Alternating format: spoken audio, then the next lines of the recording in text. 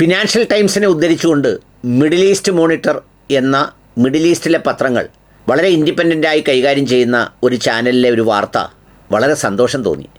അത് വേറൊന്നുമല്ല, GCCയിലെ പ്രധാനപ്പെട്ട 3 എക്കണോമിക് പവേഴ്സായ സൗദി അറേബ്യയും പിന്നെ UAEയും അതോടൊപ്പം തന്നെ കുവൈറ്റും അമേരിക്കയിലെ ഇൻവെസ്റ്റ്മെൻറ്റുകളും ഹോൾഡിങ്സും കുറയ്ക്കാൻ ആലോചിക്കുന്നത്രേ. ഇപ്പോൾ നടക്കുന്ന യുദ്ധത്തിൻ്റെ പശ്ചാത്തലത്തിൽ ഇൻവെസ്റ്റ്മെൻറ്റുകൾ പലതും വിഡ്രോ ചെയ്യാനും പലതും ഉപേക്ഷിക്കാനും തയ്യാറെടുക്കുകയാണെന്നാണ് ഈ വാർത്തയിലൂടെ റിപ്പോർട്ട് ചെയ്യുന്നത്. നമുക്കൊക്കെ അറിയാവുന്നതുപോലെയും ഈ സമീപ സമയത്ത് കേട്ടതുപോലെയും ട്രംപ് ഒരു വിമാനത്തിൽ പറന്നിറങ്ങി സൗദിയിൽ വന്ന് മില്യൺ കണക്കിന് ഡോളറും അതോടൊപ്പം തന്നെ ഖത്തറിൻ്റെ വിമാനവും ഒക്കെ വാങ്ങിയാണ് പറന്ന് തിരിച്ചു പോയത്. അങ്ങനെ തിരിച്ചു പോയതിന് ശേഷമാണ് ആ സംവിധാനമൊക്കെ നിലനിൽക്കെ ആ ഫണ്ടും മറ്റുള്ളതുമൊക്കെ ഇസ്രയേലിന് നൽകിയാണ് ഈ ഫലസ്തീനിലെ പാവപ്പെട്ട മനുഷ്യരെ അടിച്ച് കൊല്ലിക്കുന്നത്. അതുകൂടാതെ ഇപ്പോൾ ഈ യുദ്ധം തുടങ്ങിയ വേളയിൽ യാതൊരു ആലോചനയുമില്ലാതെ ഇറാനെ ആക്രമിച്ചതിലൂടെയും ഇറാൻ തിരിച്ചടിച്ചതിലൂടെയും ഗൾഫ് എക്കോണമി നന്നായി ആടി ഉലഞ്ഞിട്ടുണ്ട്. ആ ഒരു ഫിനാൻഷ്യൽ ക്രൈസിസിനെ നേരിടാൻ അവർ എടുക്കുന്ന വേരിയസ് സ്റ്റെപ്സിൽ ഒരു പ്രധാനപ്പെട്ട സ്റ്റെപ്പാണത്രേ അമേരിക്കയിലെ ഇൻവെസ്റ്റ്മെൻറ്റും ഹോൾഡിങ്സും കുറയ്ക്കുക എന്നുള്ളത്. അത് വാർത്തയായി വന്നെങ്കിലും സത്യമായൊന്ന് ഭവിച്ചിരുന്നെങ്കിൽ അതൊരു നല്ല മൂവായി മാറിയേനെ.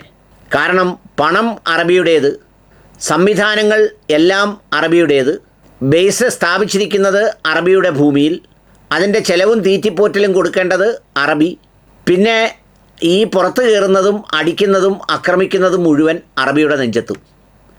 ഈ ഫോർമുലയാണ് കുറച്ച് നാളായി USA വർക്കൗട്ട് ചെയ്തുകൊണ്ടിരിക്കുന്നത്. അതിൻ്റെ മൂർധന്യാവസ്ഥയാണ് ട്രംപിനെ പോലൊരു യുദ്ധക്കൊതിയൻ വന്നപ്പോഴുള്ളത്. ബാക്കി എല്ലാവരും മറിച്ചൊരു നിലപാടാണ് സ്വീകരിക്കാറുള്ളത്. കമലാ ഹാരിസ് ആയിരുന്നു ട്രംപിൻ്റെ ഭാഗത്ത് വിജയിച്ചിരുന്നതെങ്കിൽ പശ്ചിമേഷ്യ വേറൊരു തരത്തിലേക്ക് രൂപപ്പെടുമായിരുന്നു.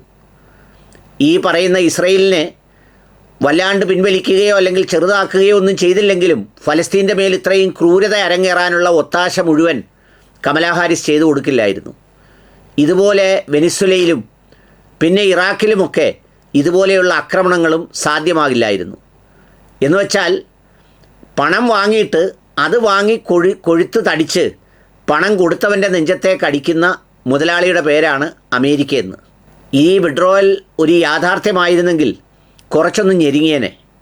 ഈ യുദ്ധത്തിനും ബില്യൺ കണക്കിന് ഡോളർ നഷ്ടം വന്ന ശേഷം ബാങ്ക് വായ്പയൊക്കെ എടുത്താണ് വീണ്ടും ആയുധശേഖരണമൊക്കെ നടത്താൻ ഒരുങ്ങുന്നത് എന്നാണ് പറയപ്പെടുന്നത്.